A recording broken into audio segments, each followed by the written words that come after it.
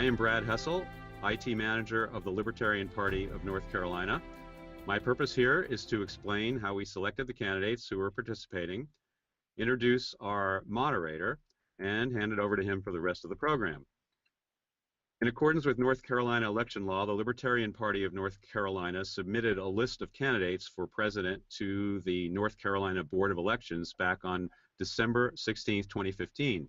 We included all 10 individuals who were then listed on the National Libertarian Party's website as officially recognized candidates, plus Gary Johnson, as we possessed credible intelligence that he was imminently about to announce his candidacy, which he subsequently did. We then conducted an online poll asking people to select the candidate they most wanted to see in the debate.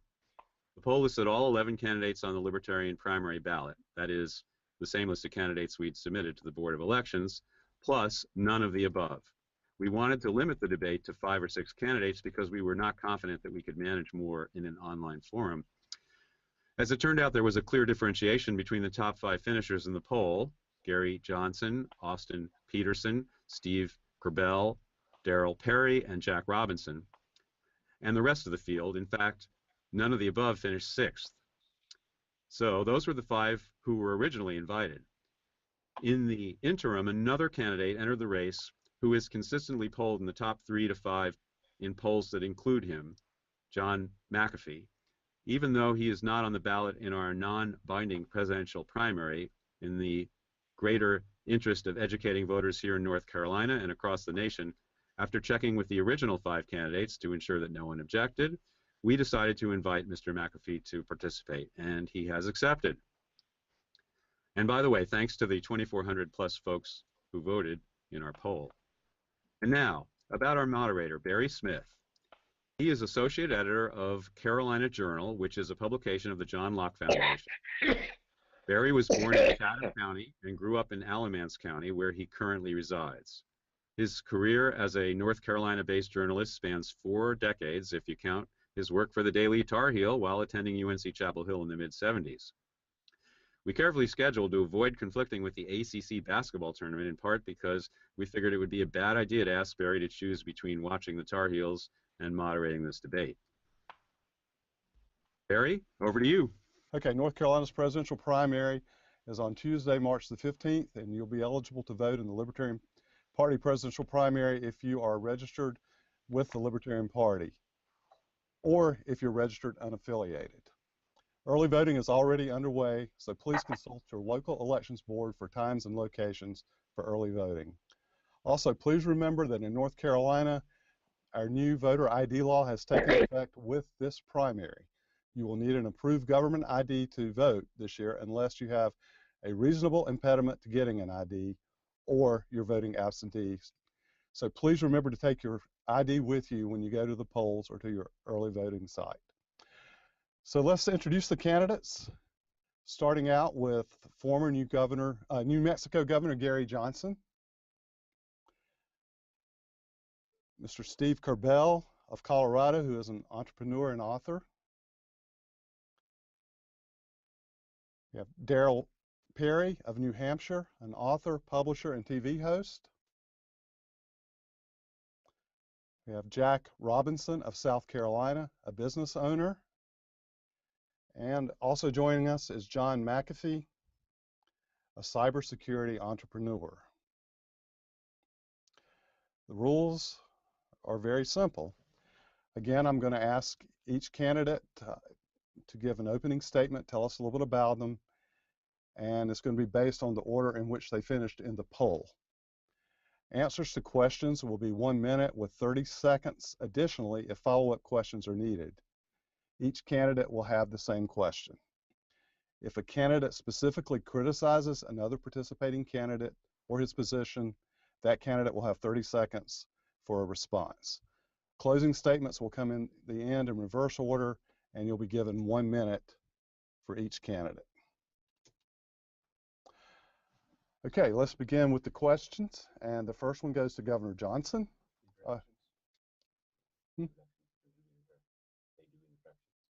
Oh, I'm sorry. Yes, I got to give you introductions.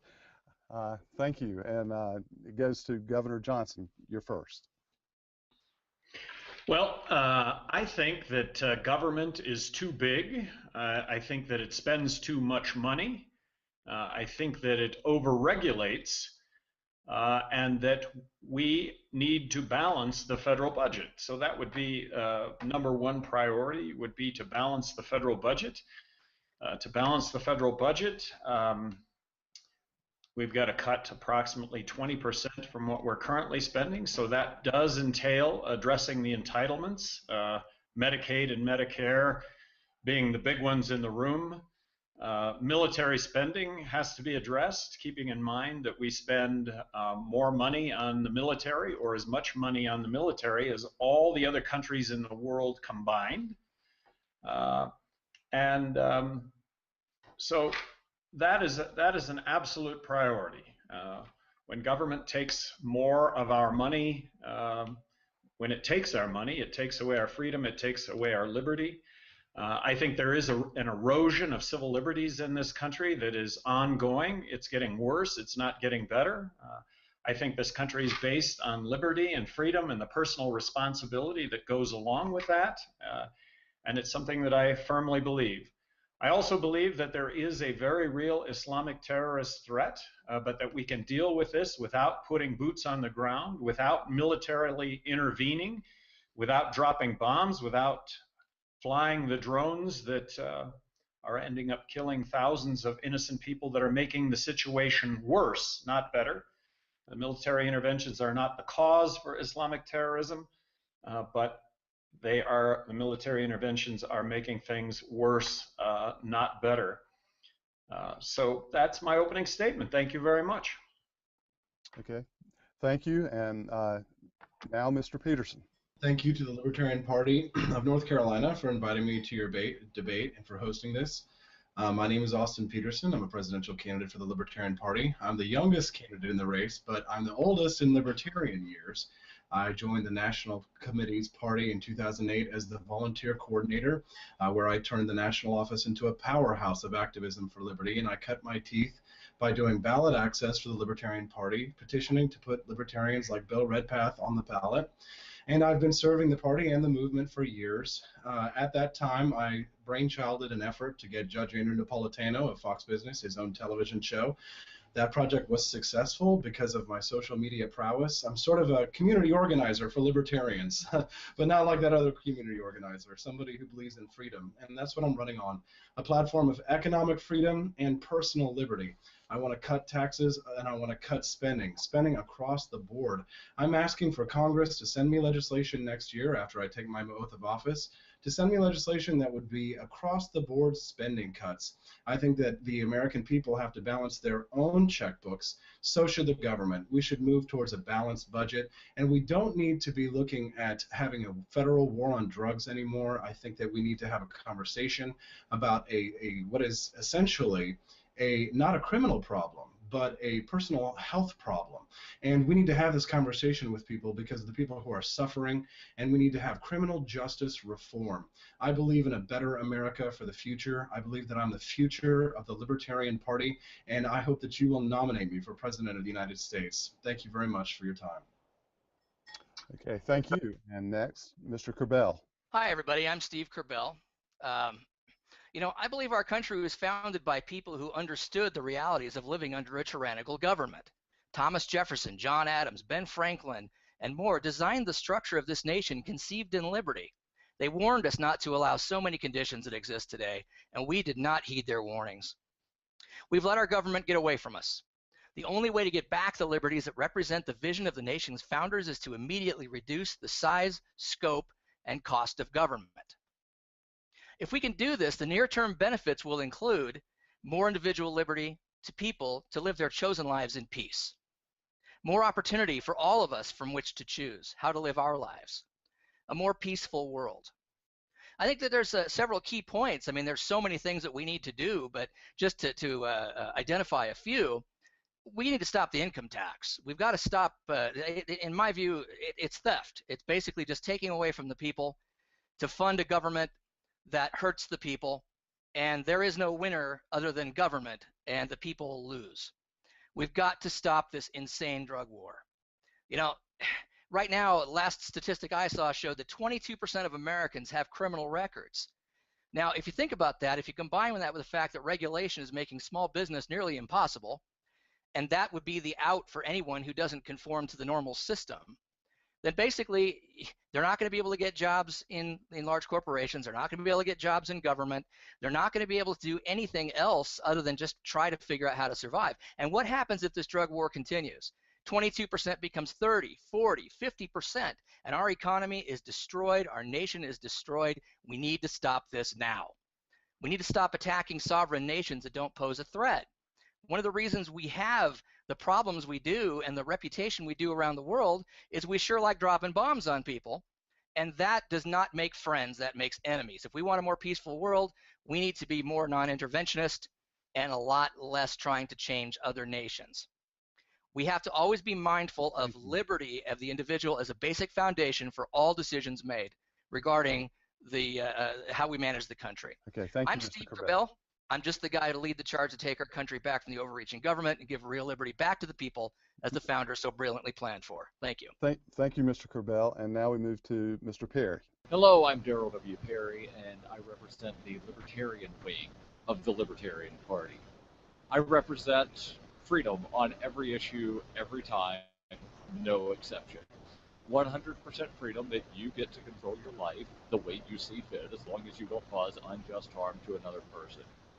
Freedom means that since you don't have the legitimate right to initiate force against someone else, that no one else has the legitimate right to initiate force against you. That means that you can't delegate that right to someone else.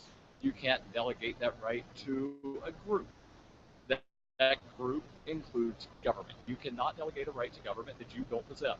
You don't possess the right to claim any of the fruits of my labor. That means that no government should have the right to claim parts of the fruits of my labor either. All taxation is theft. And if elected, I would make sure that I do everything in my power to eliminate all coercive taxation. Anything provided for by government should be provided for voluntarily. Just like the corner news store that you go shop at. You shop there voluntarily. They don't steal money from you because you happen to be in a geographic area that's near them. No government should exist in such a manner either. So if you support freedom on every issue like I do, then throw your support behind me. Darrell W. Perry, 2016. Okay, thank you. And now we go to Mr. Robinson. Ladies and gentlemen, I'm Jack Robinson, and North Carolina is my home state. I was born and raised in Winston-Salem and Lexington and attended Wake Forest University. I'm running for president in order to spread the word of a new economic policy called trickle-up economics, of which I am the originator. There are several programs within, each designed to alleviate one of the great social or economic problems facing our nation. We will all be wealthy, healthy, and free without big government or high taxes. One program breaks the poverty cycle. Another provides universal health care. There's a program for college or technical training and another for wealthy retirement. I have the winning hand. There are only two credible candidates in this race, Gary Johnson and me. Gary, for twice having been governor, and me, for my new economic ideas. My vision for winning this election is to have the best message, mine, delivered by the best candidate, Gary, with a unified voice from our party of freedom and liberty. I'm angry over my opponents who tarnish the credibility of this party. We have a drug kingpin, a businessman under investigation for securities fraud, a hobo anarchist, another who wants public hangings in front of children in order to induce fear and force compliance, and finally, Austin Peterson, S-I-N, a cowardly liar who, having been soundly beaten by my son at the Georgia debate, misled his followers by editing him out of the video. As a businessman and his opponent, I find him immature, generally a failure at all he has attempted, believes cute is more important than competence, has irresponsible policies, and who, by his own admission, is a razzling, dazzling liar.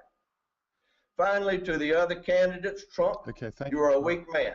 Thank you. Without policy except hate and boast. Hillary, you are guilty of negligent homicide and should be held accountable. And Bernie, you are taking advantage of young, inexperienced minds to spread a message of lies and slavery. Okay, Mr. Put on your big boy panties, gentlemen. This is going to be a debate. Thank you so much. Thank you. And since you were attacked specifically, Mr. Peterson, I'm going to give you 30 seconds to respond if you wish in just a moment. But first, let's go to Mr. McAfee for his opening remarks. First of all, I would like to thank the Libertarian Party for inviting me and bending your rules. I hope you're not disappointed after this. I'd like to also say, Austin, I think you stole my tie at the last convention. I have one just like that. Either you or Gary Johnson did. I'm not sure which. But in any case, in protest, I'm not wearing a tie tonight. I'd like to say first that there has been a paradigm shift in politics and in campaigning in the past 4 years. 60% of millennials never watch TV, never listen to the radio, and never read a newspaper. 40% of all social media users do not watch TV. They get all of their information from the internet. I'm a master at this. My YouTube channel has over 10 million views of videos that I have created. I write for 4 international publications. Business Insider, I started 3 months ago, and I've had 2.5 million reads on my articles. Of the other 3, I've had over 15 million reads. There have been 41,000 articles written about me in the past 12 months with a total readership of 300 million people. Now, this is how you reach people. This did not cost me a dime. Campaigning has shifted. We have a new paradigm, and this is the year of the libertarians because we do not have the money and the power that the other candidates have in the 2 major parties. We can use these magical mediums to reach far more people than Trump or Hillary can in a national debate. So I'm not going to talk about my policies now because I am positive I will be asked questions about them. But I wanted to start that by saying we are out the gate running. Okay, thank you very much. Mr. Peterson, I'm going to give you 30 seconds to respond to Mr. Robinson's comments since you were singled out. Also, in just a moment after Mr. Peterson, if he wants to, when he finishes, others were also talked about by Mr. Robinson, and you will also have a chance to respond. You'll need to unmute and chime in, but first let's go to Mr. Peterson. Thank you very much. Well, I guess the attack was that I had somehow edited out his son in the video. It was actually because I think the battery had died on the camcorder, so they had to turn it off and turn it back on again. So no, we have no problem, of course, getting your son's clip out there. We have no problem hearing the truth because that's what we really want. The Peterson campaign is all about exposure because I'm trying to get more people into this party and to get more ideas out. Obviously, I think that my ideas are the best, so I have no problem sitting next to all of these candidates tonight and letting all of the opinions be heard in the light of day. I think more people need to be educated about libertarian ideas. Of course, there's nothing libertarian about Mr. Robinson or his son's birth loop economics. It's just socialism warmed over. But the libertarians are very excited about my campaign, and everywhere I go, there are young people who are coming out and shaking. Mr. Peterson, your 30 seconds is up for responding. Thank you. To me, I think that it's very important for us to discuss what really matters, which is the future of this party. That's what I'm fighting for. The future of the Liberty Movement. Thank you, Mr. Peterson. That's what I represent. Do any of the other candidates who feel like that they were attacked in the opening statement by Mr. Robinson wish to respond? If not, we'll move on to the next question. Okay, I don't see anyone chiming in. So, Mr. Peterson, you will get the you'll be up first on the first question. This year, we've seen a lot of turbulence in the presidential campaigns of the 2 major parties, along with a lot of voter dissatisfaction. If you are the Libertarian Party nominee, how will you tap into that voter dissatisfaction and advance the cause of liberty?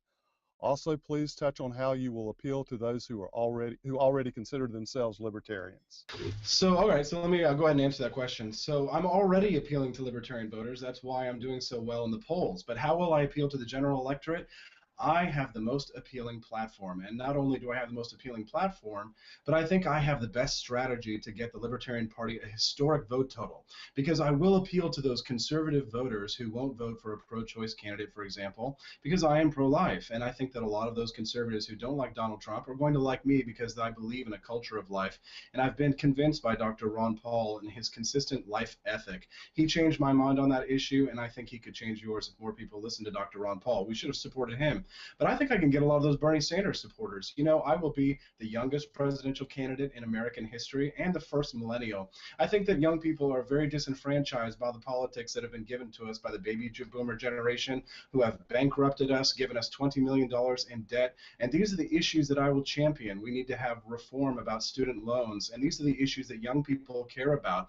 And a lot of Ted Cruz supporters, Ben Carson supporters have been calling me and saying, hey, listen, Austin, we love your platform. Keep fighting. And we are going to join the Libertarian Party, because that's what I'm going to do. I'm going to build this party, build this movement, and I'll be here when all these other candidates are gone. I promise you that. Okay, thank you. Thank you very much. And now it's your turn, Mr. Cabell. Well, you know, one of the big keys we have as a movement is to be reasonable, to be intelligent, to be mature, to explain our positions clearly to Americans in such a way that they can really understand how libertarianism relates to them. You know, we have a great field of people here, a lot of accomplished people, you know, that are here tonight, and I think all of us speaking together for the cause of liberty is very helpful to the movement. So the real key is, you know, in my view, everyone in some way, shape, or form is a libertarian. It's our job to explain that to them, make them see it, and recognize the fact that libertarianism is based on liberty and not anything else that you may see or hear in other people's descriptions of our policies. Okay, thank you. And next up is Mr. Perry. So I plan to appeal primarily to libertarians and people that lean libertarian by giving a consistent pro-liberty message. Not wavering, not giving a message of half measures, of incrementalism, but promoting liberty every issue, every time, 100% liberty. And as I mentioned earlier, that means that you should have the right to do as you please as long as you don't cause unjust harm to another person. And that's appealing to people because people want to be able to be free. People don't want to be controlled. Although a lot of times people don't act in their own self-interest. They wind up voting for Republicans and Democrats that do just that. The Republicans and Democrats have consistently controlled people. But people are scared and they think libertarian and this other party that's really bad will win. You need to get out of that mindset. If you vote for a libertarian can win. Thank you. And now it's your turn, Mr. Robinson. Well, people are looking for solutions, and they're looking to us to solve them. Austin could not be more wrong about this being a socialist programs. These are the first ever ultra-capitalistic libertarian programs put into practice. We've never had one before.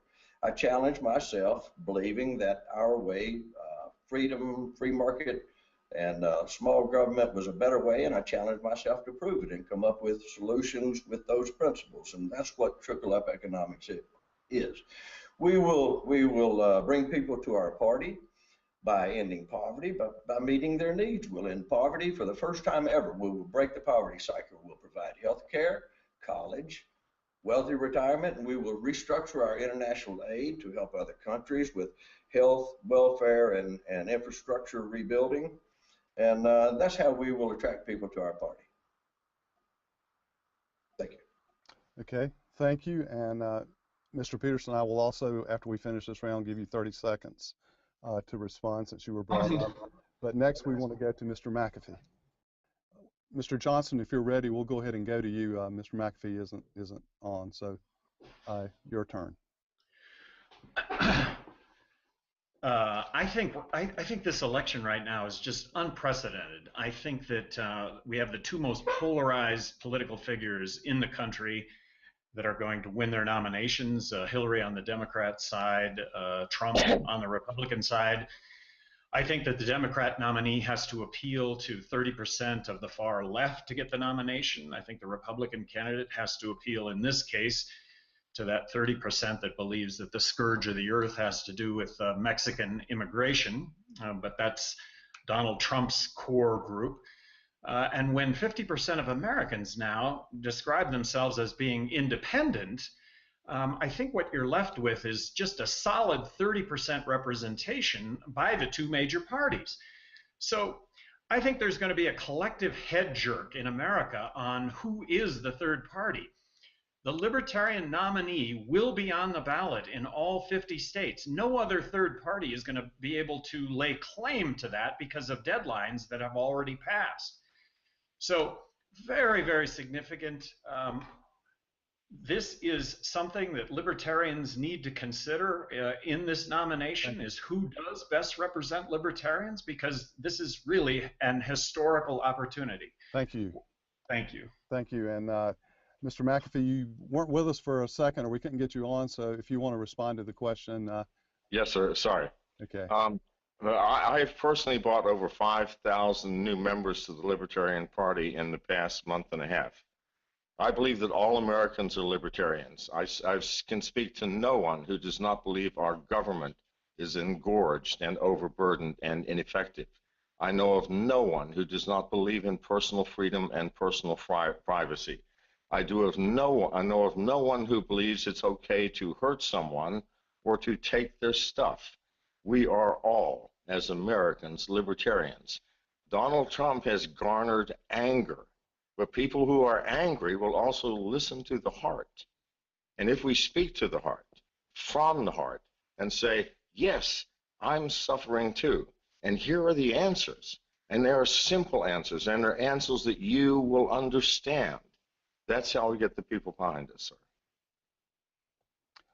Okay, thank you. And Mr. Peterson, since you were referred to by Mr. Robinson, I'm going to give you 30 seconds if you wish to respond to his remarks. I mean, yes, I obviously don't want to discuss Mr. Robinson's socialistic programs. What I'd like to talk about is what I'm going to do, which is a free market program. I've received the highest recommendation from a National Humanities Award winner by the name of Lou Lehrman, who sat on Ron Paul's Gold Commission in 1980, wrote the case for gold, and I have put together a plan of reform of our nation's monetary system. This is called free banking, and what I would like to do is hold my own commission, similar to what Lou and Ron did in the 80s. And what I would like to do is return to a free market monetary system. This would allow competition against the Federal Reserve so that the free market could work. Why don't we have a free market in money? I hope that the American people will join me in this conversation, because my campaign is all about cutting government. It's not about growing government, like Mr. Robinson proposes. It's about a free market in money, and that's what I'm advocating. Thank you. And Mr. Robinson, since you were brought up there, you get a chance for 30 seconds to respond to Mr. Peterson if you desire. I don't need 30 seconds. Really, just every time someone hears him say that this is a socialistic policy, just simply know that that's a claim made out of total ignorance. Nothing else to say. Okay. Thank you. And now, Mr. Cabal, you will get the question first this time. Is there anything in the Libertarian Party national platform that you disagree with or have reservations about? If so, please tell us what it is and why. You know, I think the platform makes a lot of sense. I think it's well thought out. It's had many years to evolve. You know, I really don't take issue with many items in it. There would be a few things I would add, and I would say that you know, one of the problems we face as a nation is excessive lawsuits. There's too much burden on business and people in defending themselves against vexatious lawsuits that are brought with no merit for the purpose of getting an easy buck. And I think that libertarians believe do what you want to as long as you don't hurt anybody else. But when you're bringing lawsuits with no merit, you are hurting somebody else. I think there needs to be a penalty for that, and I think that penalty should be loser pays. I think if we do that, I really believe that we as a nation will spend more time being productive and a lot less time chasing each other around trying to make a dollar.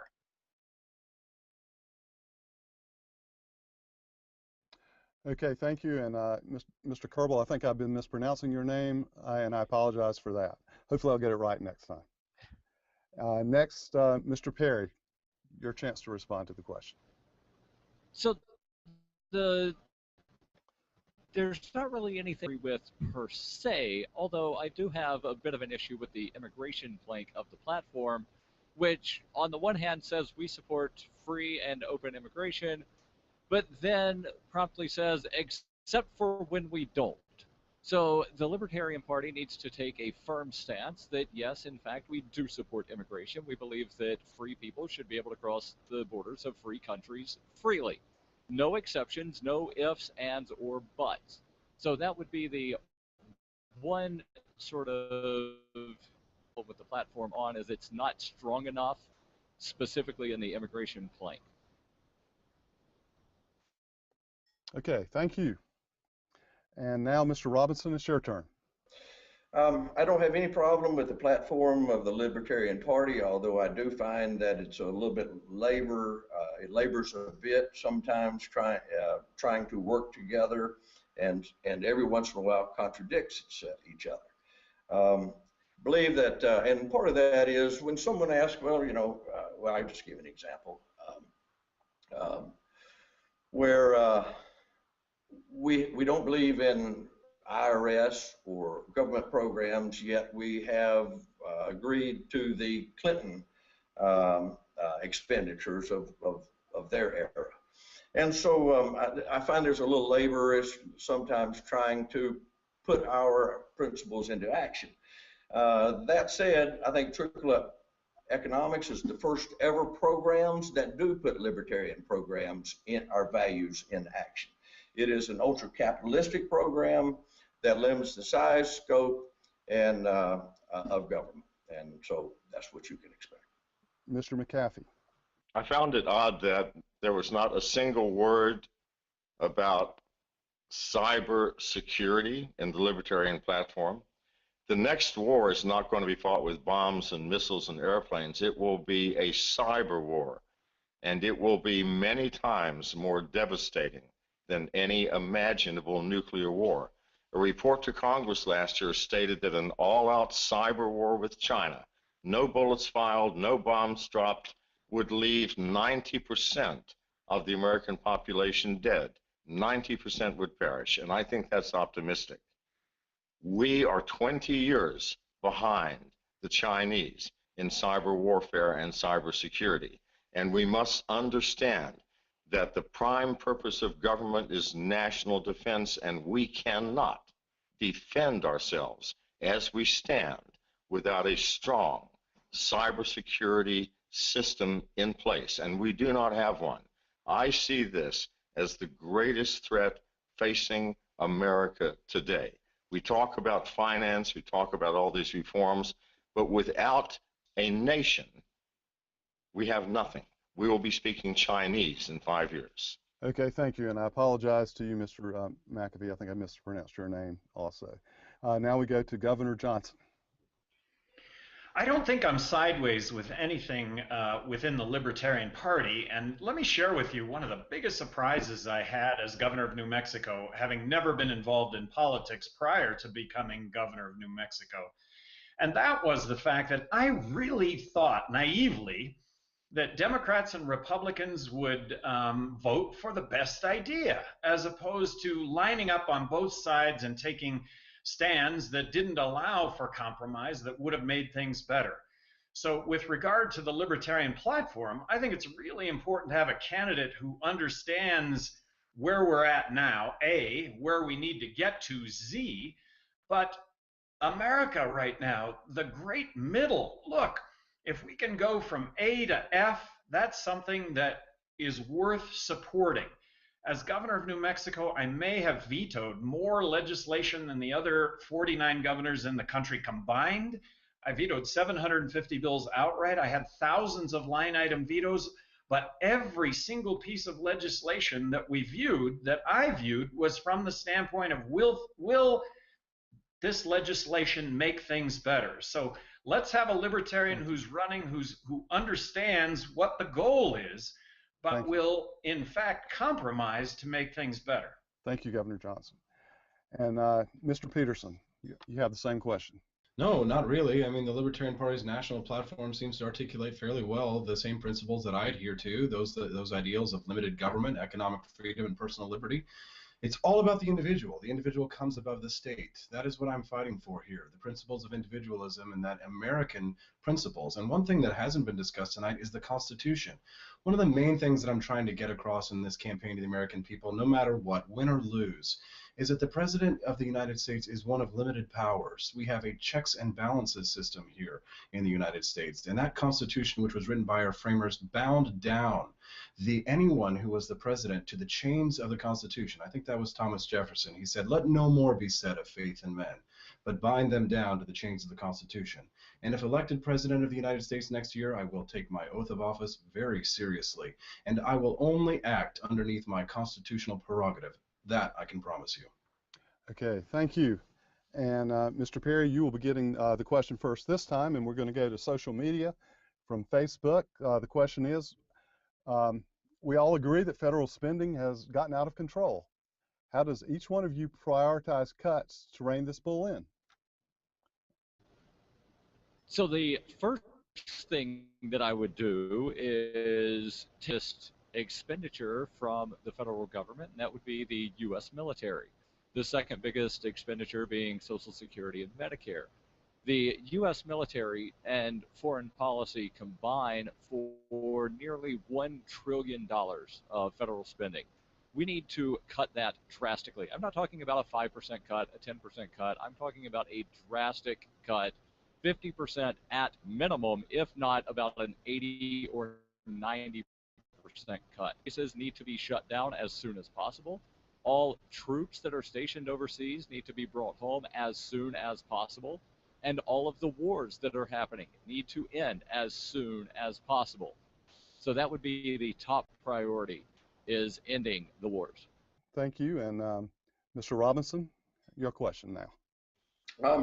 Well, fortunately, with my plan, we don't have to cut and kill. I mean, and stop programs and leave ourselves open to that type of criticism. We can meet people's needs better than they've ever been met before.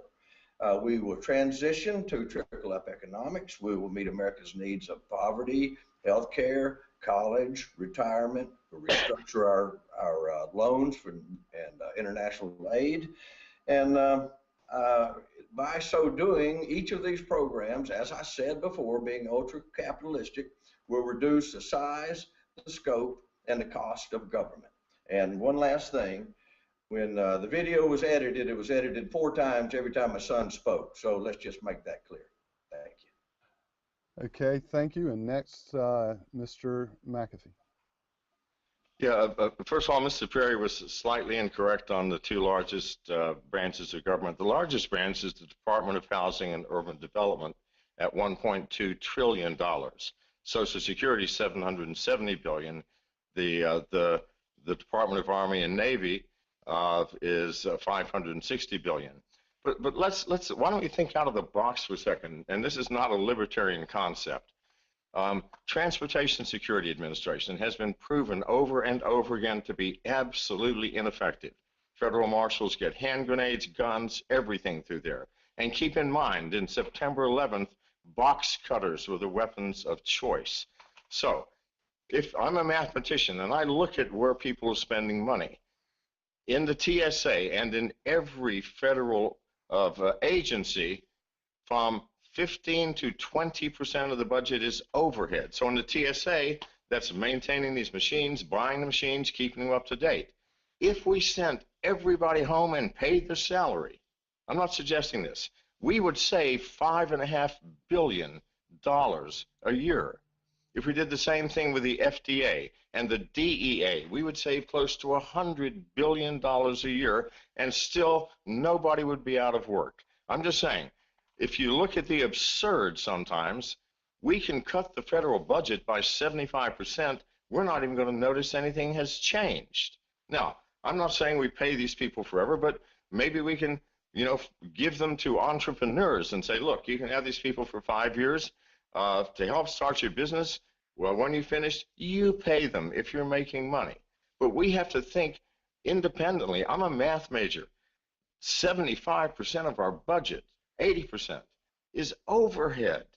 Pay the people, pocket the money. We would save $3 trillion a year Thank by you. getting rid of those agencies we don't care for. Go ahead. Thank you very much. And now Governor Johnson. Well, I'm advocating a balanced budget, and a balanced budget in today's dollars is approximately a 20% reduction in federal spending. There are agencies that stick out that should be cut. I believe one of those agencies is the Department of Education, but the biggies are the entitlements: Medicaid, Medicare, Social Security. I think Social Security is absolutely fixable. It would involve having means testing. It would involve raising the retirement age. And I think that part of those accounts should be able to be self-directed. When it comes to Medicaid and Medicare, I would devolve these programs to the state. And based on my experience as governor of New Mexico, I believe in my heart of hearts that I could deliver health care to those that are on welfare and to those that are over 65 with 20% less money. Make it 50 laboratories of best practice, and we would definitely have best practice that would get emulated. Of course, there'd be spectacular failure that would get avoided. But on top of all of what I've just said is the military. And keep in mind, we spend as much money on our military as the rest of the world combined. And when you're talking about a 20% reduction in the military, really, you're only talking about going back a handful of years to see that kind of a cut accomplished. And I want to point out also, balancing the federal budget and cutting federal spending by 20% would really be unprecedented. So this is a very, very lofty goal, and this is something that I would immerse myself in getting elected president. I would immerse myself into the dollars and cents on this and become as articulate as anyone could be about the dollars and cents. Something I did as governor of New Mexico after I got elected was immersing myself in the numbers. Thank you very much. And now, Mr. Peterson. Yes, thank you. I think I've got the best plan that would force an agreement between both parties because, of course, if a Libertarian is elected, we will be sitting on top of the fact that we have a Republican and a Democratic Congress. So the way to force agreement, I think, between the two of them is to demand that everybody take a 1 penny out of every federal dollar haircut. And what that means is that we would have across the board spending cuts. Everybody's got to take a haircut. If the American people have to take a haircut when the economy goes down, so should the government. And the penny plan, what it does is it cuts 1 penny out of every federal dollar. And we would be on the path to a balanced budget in 5 years. That's 1 penny out of every federal dollar. I don't think that's too much to ask. So that would mean that I would be very sympathetic if the Congress were not to give me any spending cuts whatsoever. So I would have the right, I believe, to veto any bill which does not lead towards a balanced budget. If the Congress can't cut 1 penny out of every federal dollar, I think the American people would be right behind me when I demand that they send me an opportunity to have a balanced budget. I think that it's time for us to talk about these entitlement programs. The government had no right to set them up in the first place whatsoever, and my generation is just being absolutely screwed by these programs. We need to start talking about cutting them. When it comes to Social Security, they stole the money from us in the first place, so they should have to pay it back.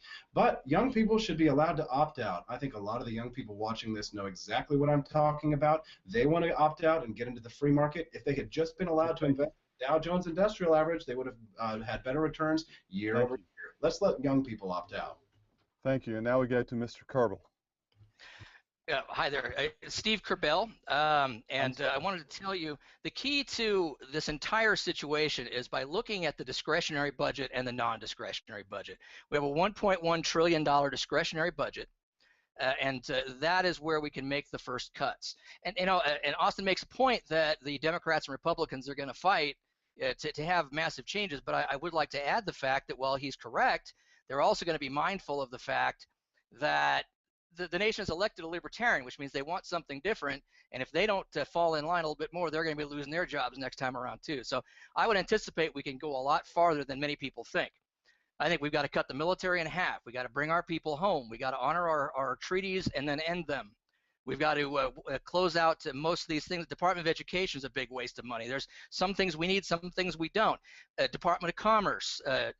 There's so many things that have to be addressed. The other thing too is you have to recognize when you delegate a lot of these expenses to the state, what you find is is that the state has such a financial burden to keep up with federal regulation that that's a cost savings all by itself.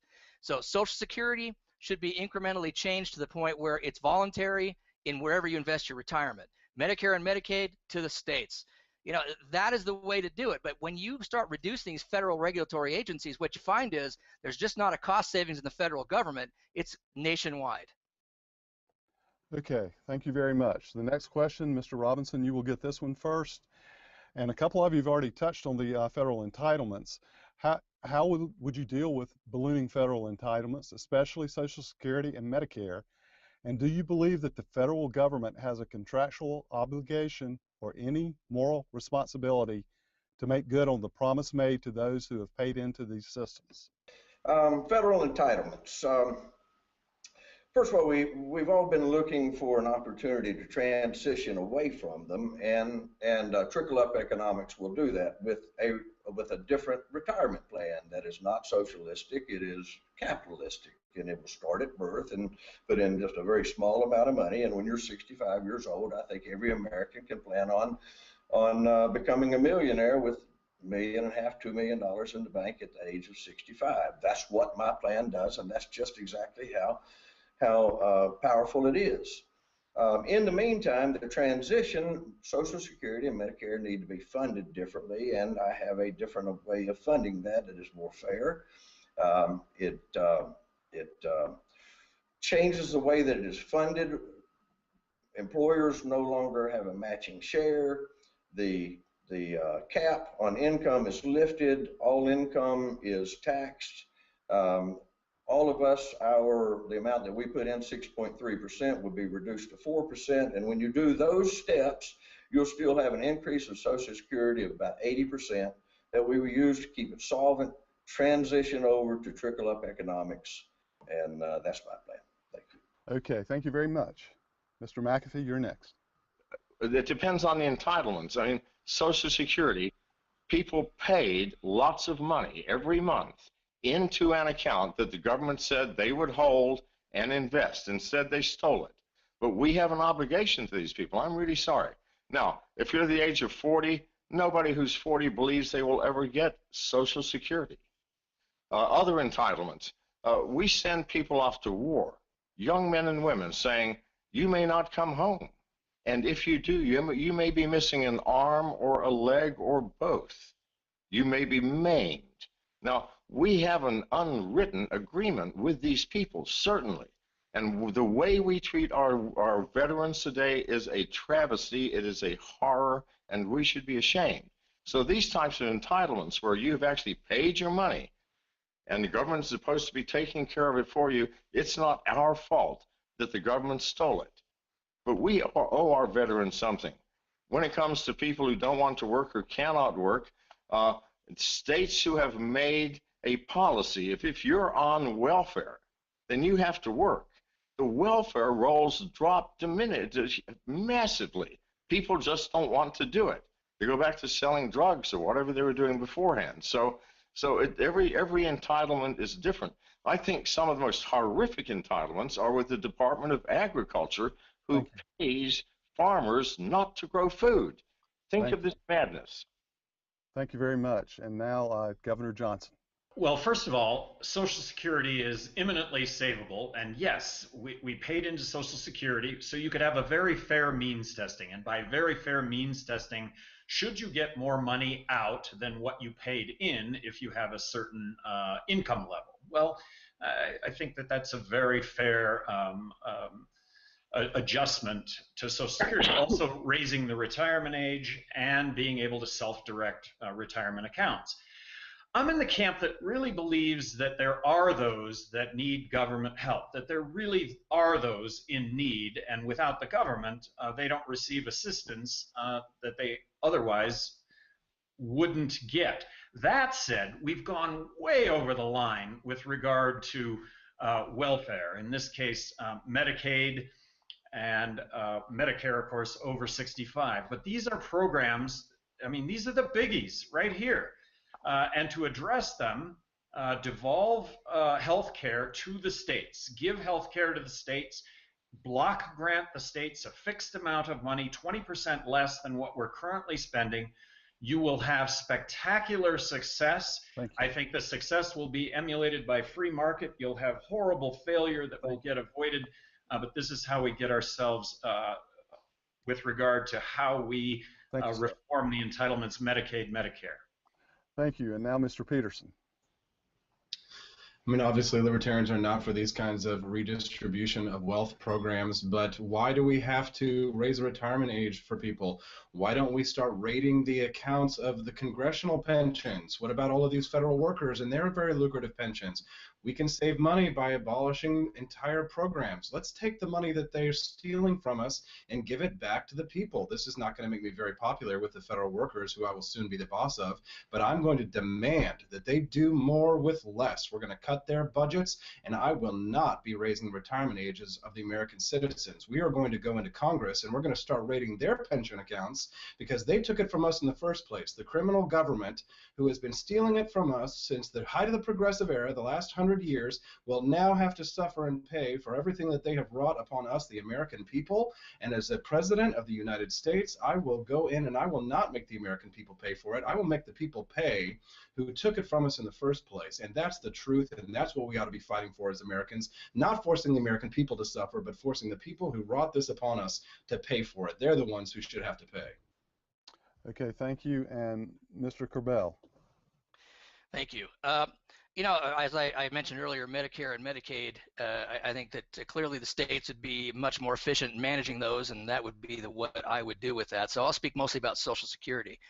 You know, right now, people they've been paying such a huge percentage of their income to Social Security for their entire working lives that, you know, they have a certain expectation that that won't be entirely lost. And so what I think really has to happen is you give people the elective ability to, whether to participate or not. If they want out, they can get into a privatized program. They may end up, if they're at age 40, for example, and they want to change, they may end up at retirement age getting something from Social Security and something from their private retirement plans. The key is choice, and I think that that is the way to feather down the expenses long term without a massive implosion of the expectations of the nation. Thank you. And now Mr. Perry. Social Security originally was something that people would opt into, or they at least had the option to opt out of, and that changed back, I believe, in the 1960s. It should once again be something that people are allowed to opt into if they want to. It should not be this coercive tax that gets stolen from the workers before they ever see the money. One of the planks that I'm running on is to end all coercive forms of taxation. That includes the Social Security tax, the Medicare tax, the income tax, all of the hidden tariffs that you don't see directly, and every other form of tax that exists that is taken from you not consensually. Now, I want to go back and talk about the budget for just 1 second, because I was mentioned in a response on that, and I feel that I deserve to be able to correct something. When I mentioned that the American foreign policy cost about $1 trillion, it was mentioned, well, the military is $568 billion. That's true, but when you add in the funding for the VA that is used to pay the medical bills of men and women that were in the military, add in all of the foreign aid, add in the HUD spending that goes to people that were in the military, in total, it is nearly $1 trillion that winds up getting spent per year on American foreign policy. That needs to be cut, hopefully to zero, but in the interim, I think a 50% cut would be necessary and immediate. Thank you, and I apologize for not being able to give you the opportunity to respond earlier. The next question will go first to Mr. McAfee. How would you conduct the war on terrorism and deal with the threat posed by the Islamic State on our national security? And how would you respond to military threats made by nations or foreign troops against the United States or our citizens? Well, first and foremost, I think we need to take some small responsibility for the creation of terrorism. Did we not help create terrorism by dropping bombs and interfering in the in foreign nations in their internal affairs. If you were here in America and these invisible airplanes manned by people halfway around the world killed your brother, your cousin, your next door neighbors, your father, you would be angry. You would be frustrated. You would want to be a terrorist. By continuing to say, we will fight you, what are we doing? Terrorism is an ideal. Extremism is an ideal. It comes across the internet. I mean, the San Bernardino shootings, they didn't come from outside. They got there, they were radicalized by the idea. You cannot fight an idea.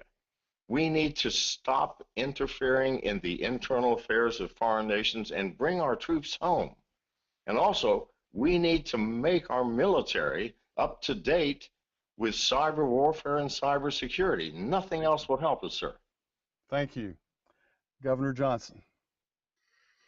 Well, there is a very real Islamic terrorist threat. How do we best deal with this Islamic terrorist threat? Well, it's not through our military interventions. Our military interventions are not the cause for Islamic terrorism, but they haven't made it better by any means whatsoever. So let's stop with boots on the ground. Let's stop with the bombs that we're dropping. Let's stop with the drone flights that are killing thousands of innocent civilians that just make this whole situation a lot worse. Let's contain Islamic terrorism to the Middle East, and let's cut off the funding to Islamic terrorism beyond where it's at, and for that matter, where it's at. Let's get smart about this. Let's follow the lead that Saudi Arabia and the Emirates have taken and cut off the funding. Let's use our brains rather than guns, because the guns just haven't worked. Our interventions just don't work. We make bad situations at best the same, but oftentimes we make bad situations worse. Thank you, Governor. Next, Mr. Peterson. Yes, thank you very much. Let's just not forget that it was the neoconservatives and the social democrats in Congress, people like Senator Clinton, Senator Hillary Clinton, who brought us this disastrous war in Iraq and the $2 trillion of blood and treasure that has been wasted in the Middle East, which has done nothing, no good for us. It's only harmed our national security. But now we've kicked the hornet's nest, and unfortunately it will be up to one of our administrations, hopefully one of us who will be elected next year, to take care of it. I am very convinced by Dr. Ron Paul's non-interventionist foreign policy. However, that does not mean that we are pacifists. And after 9/11, Congressman Ron Paul went to the Congress and asked them to follow the Constitution and to lay letters of marque and reprisal in order to deal with Osama bin Laden and his compatriots. This would have been a cost-effective way to deal with methods of terrorism. And I think that Congress needs to reconsider these provisions in order for us to protect our national security. What this does is it lays a letter of marque. You become a marked man. Al-Baghdadi, ISIS, and all of his compatriots would suddenly be under threat from constitutional privateers. This is how Thomas Jefferson fought the Islamic terrorists of his day. This is the constitutional way for us to deal with these problems. We should obey the Constitution, and we should never shrink from terrorism, and we should stop fear-mongering. Your time's up. Next, Mr. Kerbel. You know, I look at it like this. This is not a problem that cropped up in one day. We were bombing these people for the last 70 years. You know, it's very hard for someone to forget who killed their family members. And so we certainly heat them up by doing all this intervention activity. Regime change certainly doesn't help. And so basically, if we were to adopt a policy of non-interventionism, it would still take 70 years for these people to forget about us if they ever did. So I think the key to is this. I think we need to wind down our affairs in the Middle East.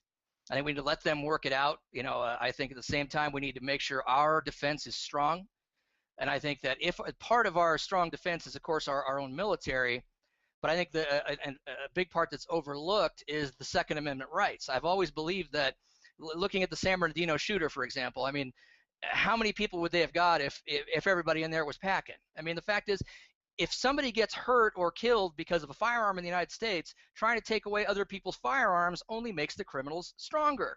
So the key is a strong defense at home, the ability for the people to defend themselves per the Second Amendment, and a non-interventionist strategy. Thank you very much. And next, Mr. Perry. So I want to start by saying that the group known as ISIS is about as representative of Islam as the Westboro Baptist Church is representative of Christianity, meaning that they're not representative of the religion as a whole. They represent a very small faction, and it's just that. It's a very small faction. Now, the way you fight against the Islamic State is you stop giving them money and you stop giving them weapons. And then they won't have either in order to continue fighting. And if you actually look at what's going on in Syria, and most people aren't aware that there's a ceasefire that's been in effect for about a week, even though not everybody has stopped the fighting, but there is a ceasefire and the fighting has slowed, and they're beginning peace talks, I believe, on Wednesday of this week. So hopefully there will be a solution coming to that conflict, that civil war that's been raging. But if you actually look at the fighting, it's people that claim to be Muslims fighting against other people that claim to be Muslims. The people in Syria and the people in the Islamic State, they're not a threat to you or me, they're a threat to one another. But the way you fight them is to stop funding them, and you stop giving them weapons. Next, Mr. Robinson. I believe that we will defeat ISIS with low-level techniques. They're mercenaries. We'll drive their oil. We'll take away their money. I'm very surprised that we have not been doing that over the last decade. To hear that just recently we began doing that just really blew my mind. We'll beat them with local coalitions. They're a very hated group. Every person in the world hates ISIS. We will have a sacred citizen policy. There won't be any more of this kidnapping and holding for ransom and that sort of thing. That's just not going to go anymore. And otherwise, though, I would like our foreign policy to be one that spreads our American values by creating wealth and healthcare and rebuilding the infrastructure of impoverished countries, and do all that we can to help the world and become the loving nation that we've always been, and to be able to show that. Thank you. Thank you. We'll move to the next question, and Governor Johnson, you will get this question first. Apple is fighting federal attempts requiring it to help unlock the San Bernardino terrorist iPhone. As president, how would your administration handle such issues, and should such companies be required to have a security backdoor available for the government to see what's on someone's personal devices? Well, I'm listening to both sides of this argument, and I'm not front and center, so maybe it's different if I'm front and center. But based on what I'm hearing, I'm siding with Apple. Look, the government is asking for a master key to the hotel. You know, give us a key to all the hotel rooms, and the court order says, you know, no. Court order says, give us a key to the one phone. Apple says they can't do that. So, like I say, I'm on Apple's side with this one. If Apple provides the master key, we're going to all be subject to our privacy being gone. And immediately, a death sentence may be issued to a whole bunch of Chinese who have conducted subversive government activity that will end up sentencing them to death. That is a potential. So I'm on Apple's side with this one. Court order, fine. One key, fine. But apparently, like I say, Apple says that's not to be the case. Thank you. Mr. Peterson. Yes, I do agree with Governor Johnson. Apple does have the right of it in this case. The big issue is not necessarily just the loss of liberties here in the United States, which we would undergo. And we've seen, of course, that the government can't be trusted because they have gone and issued blanket warrants in effect to gather our metadata here. We need to be very careful and safeguard American liberties and Fourth Amendment protections. Apple should not be compelled to create a product which could be used against not only us, but those dissidents and the third third world perhaps that are fighting against oppressive governments. All governments tend to be oppressive to a certain degree, but remember those people who are fighting for their own freedoms in other countries. And of course, if you're an American citizen and you travel to another country, if you go to Malaysia or the Philippines or Japan perhaps, some of these countries, they'll get a hold of your phone at the border checkpoint, and they may be able to use that master key to get into your phone. So Americans need to look at this from an issue of their own personal protection, as well as those people who are fighting for their own liberties all around the world. All humans deserve the same right to life, liberty, and the pursuit of happiness, and the government is in the wrong, and Apple should stand their ground. Okay, thank you. Mr. Corbell. Apple's right. Here's the thing. I am a firm believer in the Fourth Amendment. We've all learned that when you give your government your finger, they want your hand. When they get your hand, they want your arm, and then they want your whole body. So it's no question that, well, this may be a precedent that they're trying to set to break into everyone's privacy and security in strict violation of the Fourth Amendment. You know where they're going to go with this, so I think Apple needs to stand firm. I think that this is the biggest enemy we the people have right now is apparently our own government, way overseeing terrorist activities. So yeah, I think Apple's doing the right thing, and I stand behind them. Okay, thank you. And now Mr. Perry. One thing that most people are forgetting is that it was the FBI that reset the password on that particular iPhone in the first place. And it's not a good comparison to say that it's like the FBI asking a hotel owner master key to each hotel room, because the hotel owner has physical possession over the hotel building, thus having access to the hotel room. In this case, Apple does not own the iPhone in question. Apple does not have physical possession of the iPhone in question. And then the FBI is saying, we want you to create a program that unlocks this and every iPhone, even though the FBI is saying it's only going to be this one and these 12 others that we have open lawsuits against, where we're demanding that you open those too. So first it's one phone, then it's 12, and it's actually going to be every phone. But again, Apple does not have physical control over that phone. It would be akin to a company asking, or rather the FBI asking a company that makes fire safes to create a backdoor for every fire safe that has ever been produced, because there might be something in one of them. So I firmly stand with Apple in this case, but not on everything. Okay, thank you. Mr. Robinson. Given these circumstances, I will side with Apple in protecting our privacy. I think this is an unusual situation where this is terrorism after the fact. It's not like it hasn't happened and we think it's going to happen. Terrorism happened, and there are some people possibly communicated with that brought that terrible act forward, and we have some need to know about them. But as the way that it stands now, I really would hope that Apple would look into the future, anticipate that at some point in time, a government or other governments may force them to open the phone. And when and if that happens, I'd like for Apple to have some software pre-written that once the phone is open, that the barrier of the cloud cannot be broken and our data cannot be compromised. Thank you. Okay, thank you. And Mr. McAfee.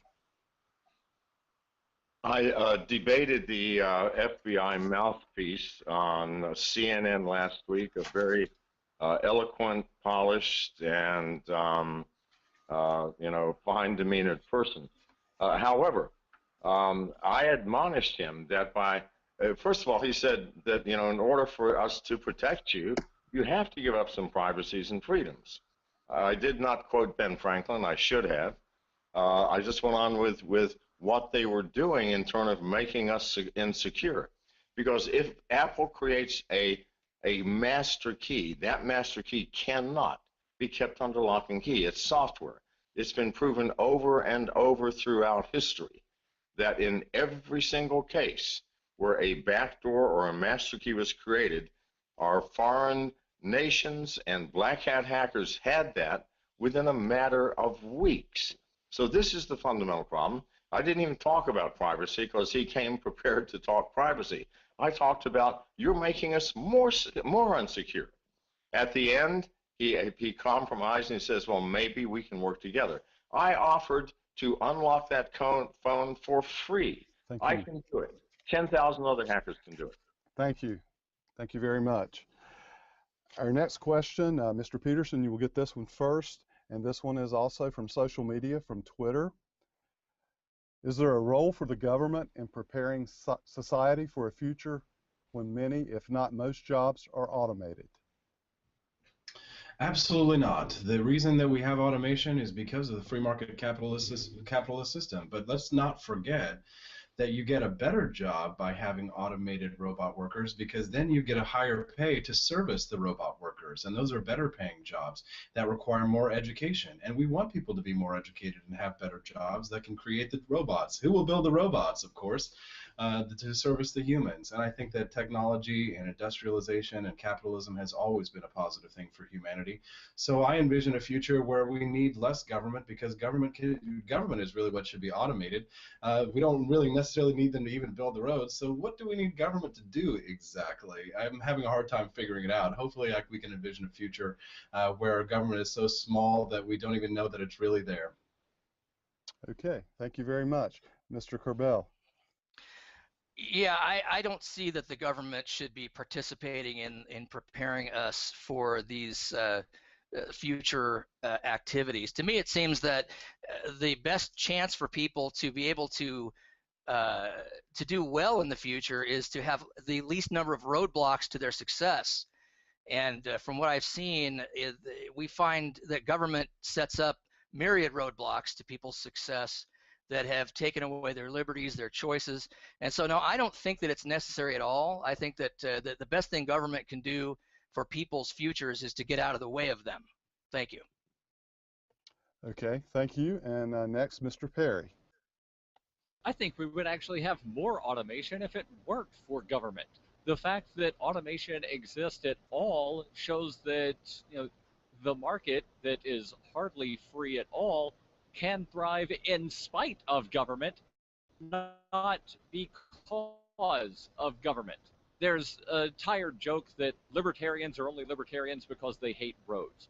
And I have to agree, I do hate roads because I want flying cars. And there would be flying cars if it weren't for government hindering the production of flying cars, the ability of people to use flying cars, because there's all sorts of licensing and regulatory things that stand in the way of me having a flying car.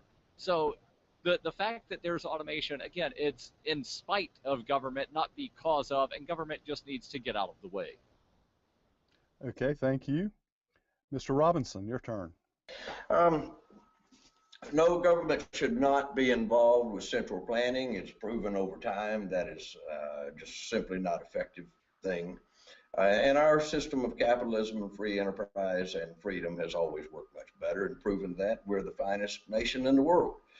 Our country has always progressed toward automation. This is not something new or should confound us. New jobs, opportunities will reveal themselves, as they always have.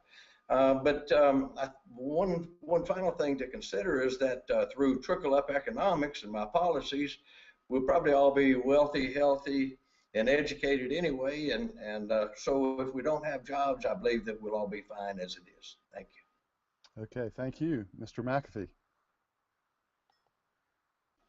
Yes, sir.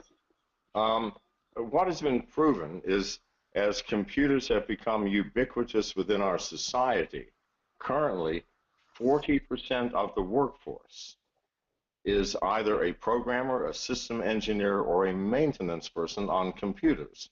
So the more the computers invade and become part of the glue of our society, the more opportunity there is for jobs. Now, if you don't like computer programming, well, you know, there are things that you can do. But hang on. But the fundamental issue is that all progress creates jobs. It just creates them differently. So what's wrong with that? I mean, computer programming is a fascinating, mysterious, challenging affair. So if we're all computer programmers, is that a problem? It's high-paying work. Okay, thank you. Governor Johnson. In the 2012 election cycle, they did an analysis on which presidential candidate had the best record on jobs, and it was actually me. And when asked to respond to that, my response was, as it was when I was governor, look, government doesn't create any jobs, the private sector does. We're not stressing entrepreneurship enough. Really, the model of the future is Uber. The model of the future is Airbnb. I am proposing zero corporate income tax. Look, level the playing field, and with zero corporate income tax, if you own a company, why would you locate? Why would you expand? Why would you start up a company anywhere in the world other than the United States with zero corporate income tax? Set or prepare the playing field, make it level, and then stand back and let people be the entrepreneurs that we're really not espousing either. We're not teaching kids or letting kids understand that they can be entrepreneurs, that they can create their own jobs, they can create jobs for others. And this will be our final question before we go to closing statements, and this will go to Mr. Kerbel first, excuse me, I mispronounced it again. One North Carolina legislator has proposed legalizing marijuana for terminally ill patients, and some states have legalized marijuana use in some manner. How would you go about handling federal drug laws that conflict with state laws on marijuana legislation? And how would you handle the war on drugs? Well, the war on drugs is a miserable failure. It has not discouraged anyone from getting or using drugs. It's just put a whole lot of innocent people in jail and beefed up the power of organized crime and the expense of government to fight it. You know, drugs are typically not good for people. You know, they're a health issue. They're certainly not a crime. When it comes to marijuana, that's the tip of the iceberg. I personally believe that it shouldn't even be regulated. I think it's just something that people could choose for their personal use. As long as they don't harm anybody else, it's up to them. I believe strongly in the principle of self-ownership, which is a big foundation of libertarianism, and this is a key issue here. While I don't advocate people going out using drugs, I certainly don't advocate government planting drugs on them for the purpose of throwing them in jail. I really think that this is a personal choice. There should be no government intervention whatsoever. It should not be a crime in any way, shape, or form. Okay, thank you. Mr. Perry. I believe that all substances should be as legal as tomatoes. Why do I specify tomatoes? Well, of the state statutes that I've looked through, and I've looked through numerous ones, I cannot find the word tomato anywhere, meaning that there are no regulations that I'm aware of regulating how many tomatoes you can possess, how many tomato plants you can possess, how many tomatoes you can buy at the store, how many tomatoes you can give or sell to a neighbor. But there are general regulations on commerce, so they might wind up saying, well, you're conducting business, so you have to jump through this hoop, but it's not specific to tomatoes. So in states like Colorado, where I'll be at the end of the week, and Washington, they have regulated cannabis like wine, or at least that's the lie that they tell you, but unlike wine, there are regulations on how much cannabis you can possess. There's no regulation in the state of Colorado on how many bottles of wine you can purchase, how many grapes you can own, how many grape plants you can own, how many grapes you can give to your neighbor for the purpose of making wine. So everything, including crystal meth, which by the way is a Schedule II substance, meaning that there actually are medicinal purposes or recognized medicinal purposes for crystal meth. Cannabis, on the other hand, which is legal for medicinal purposes in, I believe, 25 states now, at the federal level is still a Schedule I, meaning that the feds do not recognize any medicinal purposes. So what I would do for the drug war, I would... Your time's up. Thank you. Mr. Robinson. I am an advocate for the legalization of recreational and medicinal marijuana. I believe that Americans have a right to gravitate toward safer methods of relaxation. Just a quick comparison by the Center of Disease Control of alcohol to marijuana. Here are just a few facts, and this in fact is how Colorado was able to legalize their state. They simply pointed out the differences or how safe marijuana is. Here are some statistics from the Center of Disease Control. For alcohol, the cost is $59 billion a year, and in marijuana, it's zero unless it's self-imposed. In alcohol, there's 1 death per 51 minutes, none in marijuana. There are 30 people who die per day vehicle-related, with 0 vehicle-related deaths to marijuana. 10,000 deaths per year vehicle-related. 241 deaths per day vehicle-related, or just in general related. The Center of Disease Control shows 88,000 total deaths per year related to alcohol, with 2 deaths per year related to marijuana. And listen to this figure, it's the most important of all. The Center of Disease Control shows 2.5 million years of potential life lost annually. 2.5 million years of potential life lost annually to alcohol. And so I really think that often people simply gravitate to what they feel and know is safer for them, and they have every right to do so. Thank you. Thank you. Mr. McAfee. I believe that it is not possible to legislate what we do with our bodies or to our bodies.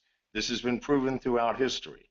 We should have learned that here in America during Prohibition, when alcohol was illegal. During Prohibition, more alcohol was consumed than since the Danes invented beer.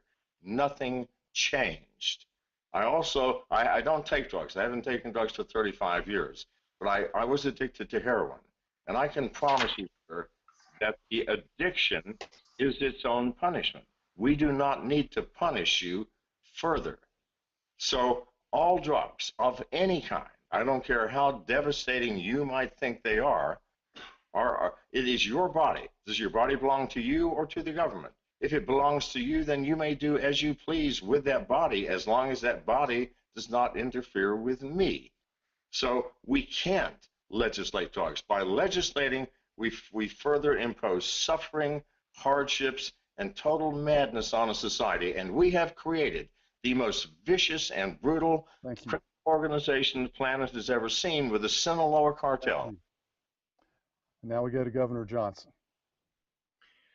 Well, good news, bad news when it comes to marijuana. In 1999, I was the highest elected official in the country to call for the legalization of marijuana, 1999.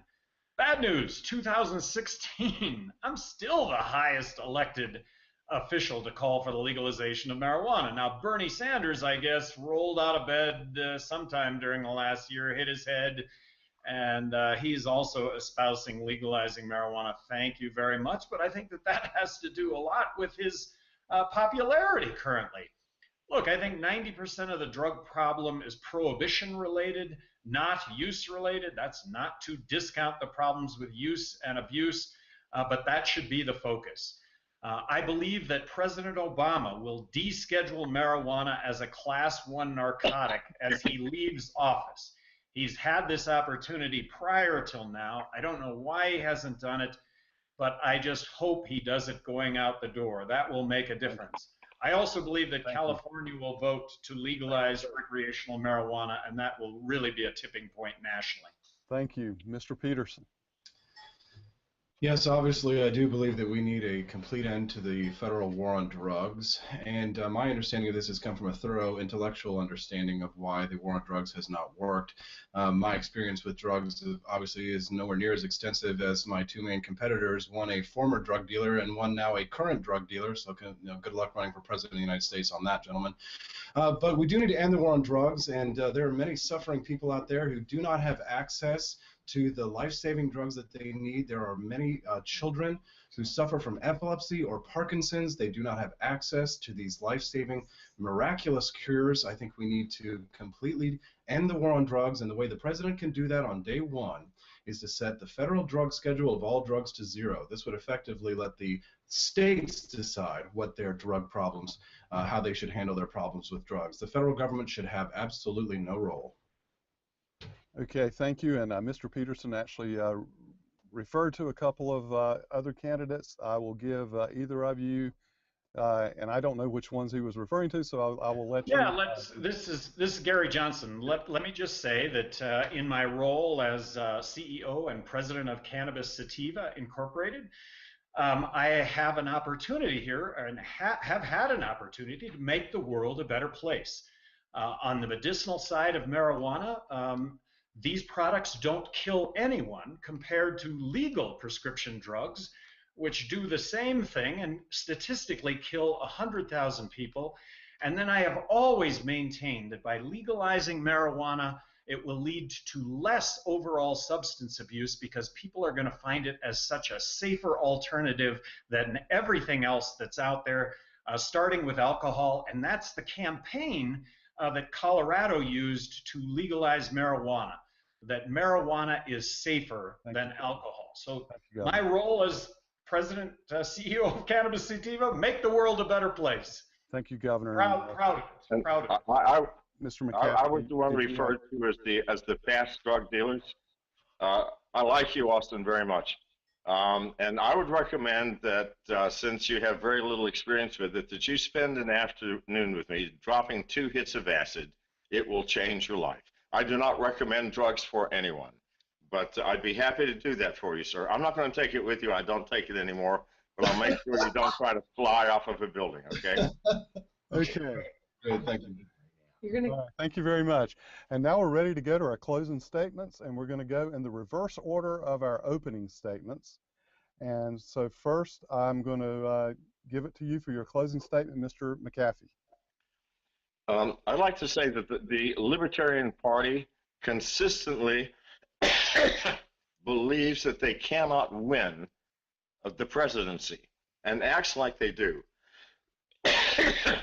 All great transformations in politics and government happened overnight. They don't happen in small steps, ever. Look at Karl Marx wrote Das Kapital, and I'm not promoting communism by any stand, in 1867. Nobody read that book until Lenin picked it up in 1915. 2 years later, Russia was turned upside down. And on the nonviolent side, in 1991, December of 1991, in November, everything was fine in Russia. In December, it had collapsed and disintegrated into 15 separate states. Look at history. We take our tiny lives and the tiny amount of time that we live, and we try to extrapolate the future. It doesn't work that way. Thank you very much. And Mr. Robinson, your closing statement. All right, can you hear me? We can hear you. As believers in capitalism and free markets, we as libertarians should be able to put our money where our mouth is. We should offer demonstrable proof that we can affect the lives of Americans in a way that is better than the failed policies of socialism and big government. Unfortunately, what generally comes from our branch of thinking is that we should all pull ourselves up by our own bootstraps. I challenge myself to do better, and trickle-up economics was the answer. We will usher in a new era of prosperity and equality, and we have the mechanism by which to accomplish. These programs are affordable, even profitable, and we can easily protect the money supply from inflation. Don't let anyone tell you otherwise. I challenge anyone who does. The role of government in birth loop is minimized from the things it attempts to do to that of a clearinghouse for loans and nothing more. The cost, scope, and size of government is reduced as each program is shifted from government control to the forces of free market system. Our federal budget will decline, our almost insolvent debt will reverse to a surplus, and we as Americans, every one of us, will be healthy, wealthy, and free. God bless you. Okay, thank you very much. And next, your closing statement, Mr. Perry. When I first joined the Libertarian Party in 1999, it was proudly proclaimed as the party of principle. And I want to once again have the Libertarian Party be that party of principle, the party that is not a party of half measures. It's not a party of compromise. It's a party of principles, the principle of self-ownership, the principle of freedom on every issue, every time. The party that stands up and says, we will pardon all nonviolent drug offenders. We will pardon all whistleblowers. And that's something, if I get elected on day one, the first 3 people that get a pardon from President Darryl Perry, Ross Ulbricht, the alleged creator of the Silk Road, who was given a double life sentence plus 40 years for running a website that allowed people to safely purchase substances that wound up making the black market safer. The second person would be Private Chelsea Manning, who blew the whistle on war crimes of the United States federal government. The third person, I would drop all of the charges against Edward Snowden, another whistleblower who exposed all of the horrible things that the NSA was doing and probably still is to some extent. Then there would be a blanket pardon for all federal nonviolent drug offenders and everyone else that has been convicted of a crime that has no victim. Thank you very much. Mr. Kerbel. 2016 represents a very interesting year, and I do want to thank the Libertarian Party of North Carolina for putting on this debate and doing such a quality job. But I do want to say that, you know, people need to raise their expectations for how we're going to perform this year. I don't know how many of you saw that Rasmussen study that showed that if it's Trump versus Clinton, 22% are already voting for somebody else. So if we get in there at the right place at the right time and we take advantage of that momentum, it could put us over the top. So we need to actually think about who we're going to be putting in the White House, not just who we're putting up to represent us. Because if we do this right, this could be an amazing year. 2016 could be a turning point for the Libertarian Party, for the United States of America, and for individual liberty that was called for by the Founding Fathers, and we need it back. Thank you. Hear, hear. Thank you. Mr. Peterson. 10 years ago, a 72-year-old OBGYN country doctor by the name of Ron Paul inspired me. He lit a fire underneath me that started a revolution in this country and inspired hundreds and thousands of young people into activism. 10 years later, I am now a presidential candidate of the United States because of the revolution that continues to this day. I've been building an army of freedom ninjas that are at my back watching right now and who have been supporting me in this campaign.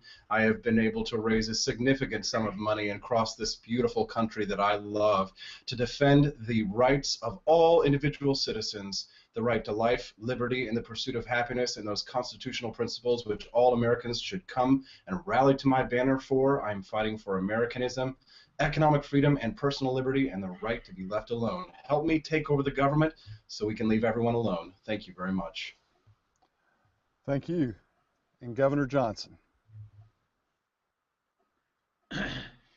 There is no way that a third party is going to get elected unless the third party is in the presidential debates.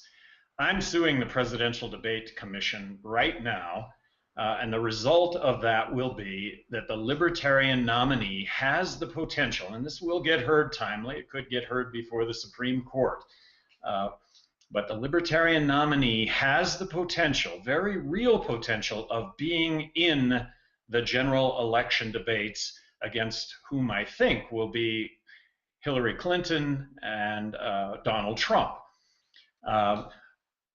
Lawsuit aside, the Libertarian Party here has an opportunity because of those two candidates being so polarized. The Libertarian candidate has the opportunity to poll at 15%, which is the current Presidential Debate Commission threshold for being in the general election debates. Libertarians have a big decision here. Which candidate is going to present libertarian ideas and beliefs in such a way that maybe this time can get elected? And I'm in this for that reason, to get elected. We're throwing, I don't want to call it a Hail Mary. We've been thinking about this and we've enacted a plan to make it happen. Thanks to North Carolina. Great debate format. Thank you, Governor. I want to thank all the candidates. You've been great. You've been very cooperative. You stopped most of the time when I said thank you, so I really appreciate that. Thanks for the effort, for the technical effort you made. We've also had technical assistance, and I'm going to butcher your name. I butchered a couple of candidates, but I'm going to try it. Sashi Ramchandani of Google. Thank you. If I butchered your name, please accept my apology. Mark Hurd of the California Libertarian Party. Also, for help organizing this, John Gregory Vincent, the Communications Director for the North Carolina Libertarian Party. Brian Irving, who is Press Secretary for the North Carolina Libertarian Party. Also, Brad helped out tremendously. Brad Hessel with the Libertarian Party in North Carolina. Also want to thank Kelly McCullen, Nick Fuchs, and Brad Strom with Public Television and the North Carolina channel for helping us set this up. This wraps up our 2016 Libertarian Presidential Debate. Remember, North Carolina voters, that primary election day is next Tuesday, March the 15th. And remember, we do have the voter ID law. It's new. You will need your voter ID unless you have some exceptions. Thank you very much, and good night.